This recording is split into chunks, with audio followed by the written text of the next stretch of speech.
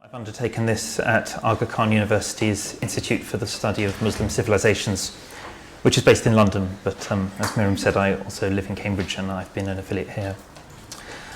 This work is based on the writings of the Jacobite patriarch Dionysius of Tel-Mahre, who lived in the 9th century, and he's not a household name, but he was very well thought of as a stylist, which means that a lot of his works survive in quotations from later compilations. And so I've gone through 13th century compilations of earlier historical writing to try and disembed his works from there. And he wrote a history that extended up to his own lifetime. So his history is approximately 580 to 850. And it's written in Syriac. And I think it's valuable and interesting because we can see how it employs genres and literary forms that were developed in the later Roman Empire that were adapted to the Caliphate. So he's writing under the early Abbasids, and he's using the genre of ecclesiastical history that really flourishes in the 4th and 5th century. So we can use his work to see how Christian attitudes to rulership or to natural disasters or their sense of the hand of God in time, how that alters in an Islamic-era context. The other reason that I think he's particularly interesting and important is he's an eyewitness to many of the major events of Islamic history in the early 9th century. And no such eyewitness exists in Arabic. That normally, if we want to write a history of the 4th fitna, people use works like Tabari and Yaqubi, who were written a good century later. Dionysius witnesses a number of these events himself in Syria. So he interviews a number of the major participants, some of whom he hates and some of whom he adores. So he's a personal friend of Abdullah bin Tahir, who's the major Khurasani governor who ends up governing Syria and Egypt. And it's under Abdullah's patronage that Dionysius is able to visit Egypt. So this is personally very significant for Dionysius. There is a Miaphysite church in Egypt, the Theodosian church, and a Miaphysite church in the Jazira, the Jacobite church. And they've been in communion, but there have been no mutual visits, no mutual assurances of orthodoxy until Dionysius is able to do that. And that forms the centerpiece of his history. So it's really a history that all about re-establishing a link between Syria and the Jazira and Egypt. So that's the geo-ecclesiology of his writing. Going through his work, I've been interested in tracing the rise and fall of different Christian centers. It's extremely apparent from his work that Raqqa in the Jazira has become very, very important as a nursery for Christian patriarchs. And this is because it's the new capital founded by Harun al-Rashid, which continues to be the seat of the governor of the Jazira. And it's from Raqqa that Dionysius can basically defy Christian opponents from other parts of the Caliphate whose are coming from monasteries or cities with a longer heritage of Christian patronage. But this counts for nothing in an environment where what really matters is Dionysius's Königsnähe, his ability to have a good relationship with Abdullah and with the Caliph al-Ma'mun himself.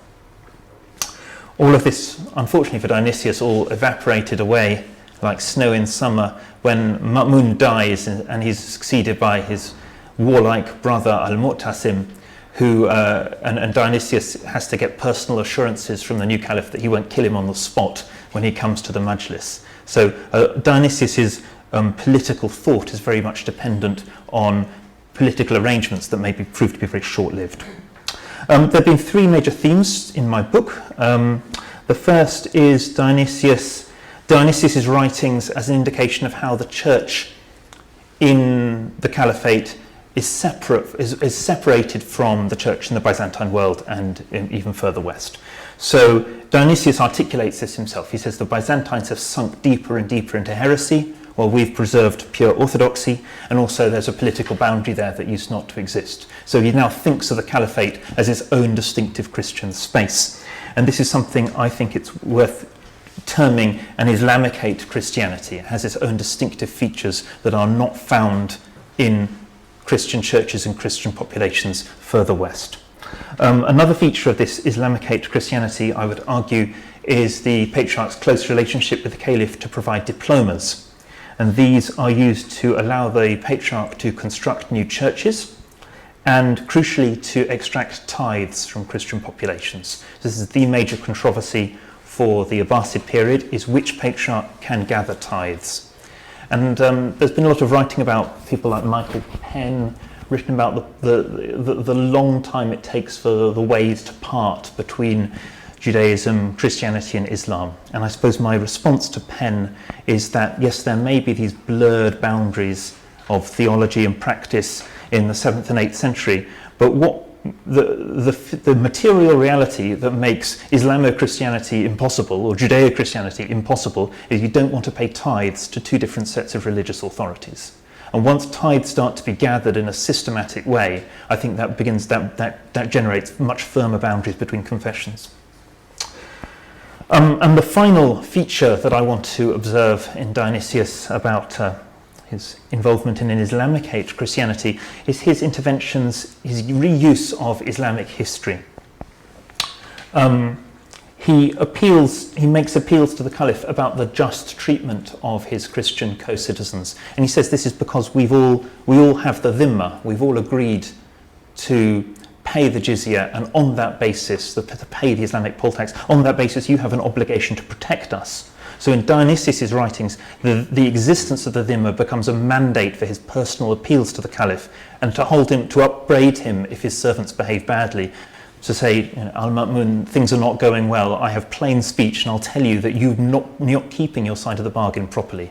So there's a strand that runs through Dionysius' writings that says Islamic rule is legitimate, but that enables him to criticize the Caliph's corrupt servants who don't implement that rule properly. The second one of these features, these Islamicate features, is imama. So Al-Ma'mun says to the Jews in this period that different groups of Jews can all have their own dhimma. They can have independent communities, that the Karaites and the Rabbinites can have their own different populations with their own different authority structures. Dionysius doesn't want something like that to occur within Christianity. He doesn't want this fragmentation of authority. And he tells the caliphs, Jews and Zoroastrians, they just have mulk. They have authority that just comes from mere descent, whereas Christians have it from election. So the people come together and they elect me as an imam. So I'm like you. We have the same kind of authority that's derived from the people and derived from God. So he says he's arguing that there's not singular category of dhimmi, that Christians cannot be compared to Jews, but they are a people ruled by an imam. They're only comparable to Muslims. So that's the argument of the book in a nutshell, and it's coming out next year, hopefully, or maybe early the following year. Thank you very much.